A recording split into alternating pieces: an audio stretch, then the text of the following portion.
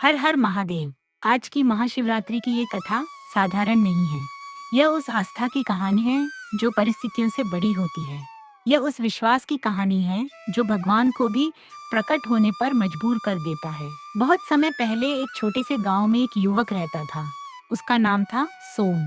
सोम बचपन से ही भगवान शिव का भक्त था। हर सुबह वह नदी से जल लाता, मंदिर में शिवलिंग पर अर्पित करता और ओ नमः शिवाय का जाप करता। परंतु जीवन हमेशा सरल नहीं होता। धीरे धीरे उसके पिता बीमार पड़ गए। घर की आर्थिक स्थिति खराब होने लगी। खेती सूख गई। कर्ज बढ़ता गया। एक दिन ऐसा आया जब घर में खाने के लिए भी कुछ नहीं बचा। सोम के मन में प्रश्न उठने लगे। मैं रोज पूजा करता हूँ, फिर भी मेरे साथ ऐसा क्यों हो रहा है? लेकिन उसने पूजा करना नहीं छोड़ा। समय बीतता गया और फिर आई महाशिवरात्रि। पूरा गांव उत्सव की तैयारी कर रहा था। मंदिर सजाया जा रहा था, भजन गाए जा रहे थे, पर सोम के घर में सन्नाटा था। उसकी माँ ने कहा, बेटा, इस बार पूजा मत करना। घर में अन्न नहीं है, तुम उपवास कैसे रखोगे? सोम मुस्कुराया और बोला, माँ, जब सब साथ छोड़ देते हैं तब शिव साथ देते हैं। महाशिवरात्रि की रात वह मंदिर पहुंचा। उसके पास दूध नहीं था, फल नहीं थे, फूल भी नहीं थे, बस एक लोटा जल था। वह शिवलिंग के सामने बैठ गया, आंखें बंद की और पूरी श्रद्धा से बोला, हे महादेव, मैंने हमेशा आपको अपना माना है। आज भी कुछ मांगने नहीं आया, बस इतना चाहता हूँ, मुझे सही रास्ता दिखा दीजिए। रात गहराती गई।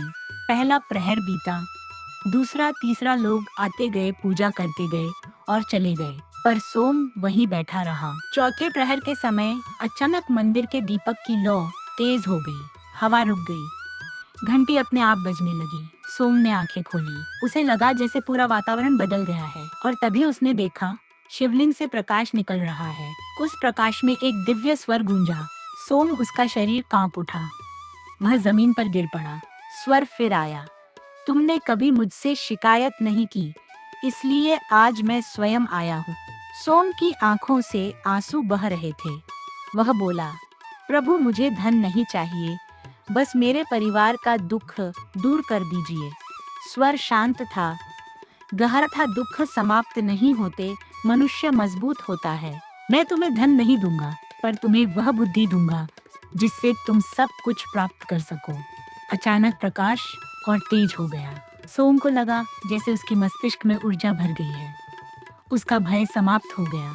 अगली सुबह वह घर लौटा। उसके मन में एक नया विचार था। उसने गांव में औषधीय पौधों की खेती शुरू की। धीरे धीरे उसका काम बढ़ने लगा। कर्ज उतर गया। पिता का इलाज हुआ। कुछ वर्षों बाद वह गांव का सबसे समृद्ध व्यक्ति बन गया। लेकिन उसने कभी पूजा नहीं छोड़ी।